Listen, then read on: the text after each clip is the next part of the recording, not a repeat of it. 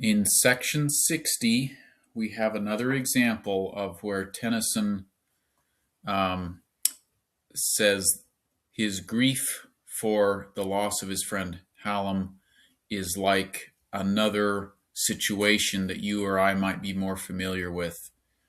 It's another example of what poetry does so well. We say this thing is like this other thing, and in the process we learn something about it.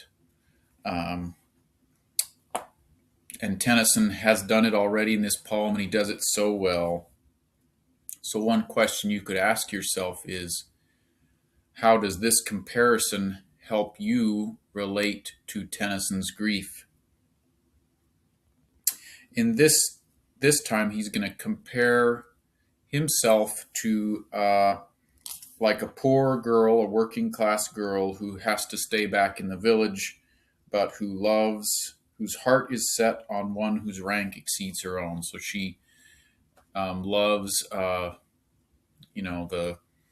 the rich boy who's off in London or at school, at an important school, and he's spending all his days with important society friends, and his future is glowing and bright.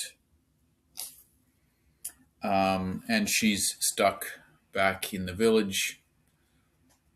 How vain am I that he should love a thing so low.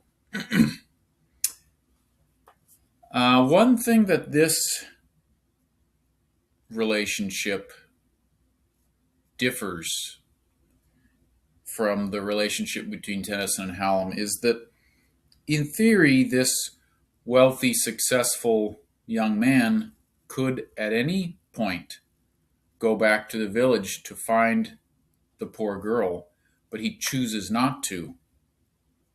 He chooses to stay in high society.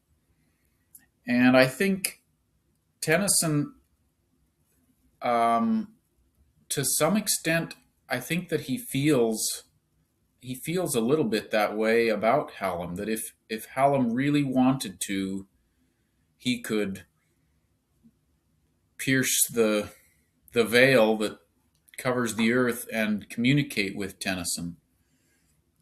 We've seen that in other sections, and I think we'll see it again. I think it puts Tennyson through some unnecessary grief, because then the question is, well, did our relationship mean anything to him at all?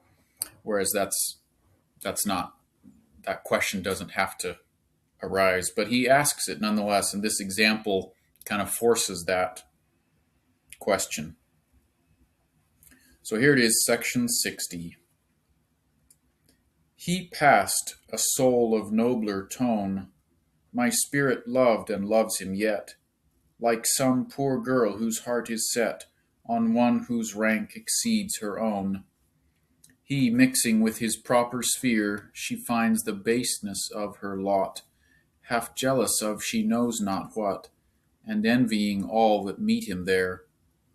The little village looks forlorn. She sighs amid her narrow days, moving about the household ways in that dark house where she was born. The foolish neighbors come and go and tease her till the day draws by. At night she weeps, how vain am I? How should he love a thing so low? I also love the description, line 9 and 10, or line 10. She sighs amid her narrow days. Do you ever feel like your days are narrow, that you just wish you could explode and explore and be free, but instead you're stuck in this little path?